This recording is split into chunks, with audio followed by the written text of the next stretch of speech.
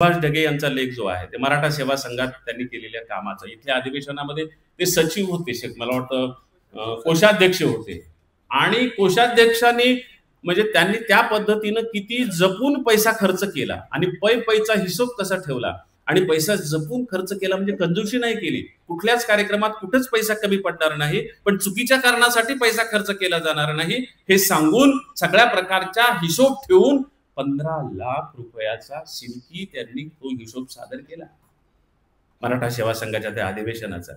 हे इथंच नाही घडलं, हे जागोजाग शाळेमध्ये त्यांनी हेच केलं. जाधव सरांनी लिहिलेलं आहे की इमारतीचं बांधकाम सुरू असतानाच ते सरांच्याकडे नेतृत्व होतं, प्रत्येक काम मजबूत कसं होईल, प्रत्येक काम चांगलं कसं होईल, तरीही कमीत कमी खर्च कसा होईल, पैसा कसा वाचवता येईल. आणि हीच आठवण रामेश्वर आमच्या नाईक सरांनी लिहिलेली आहे की त्यांच्या त्या विज्ञान भवनाच्या बांधकामात सुद्धा तिथं जाऊन सगळं लक्ष घालून चांगल्या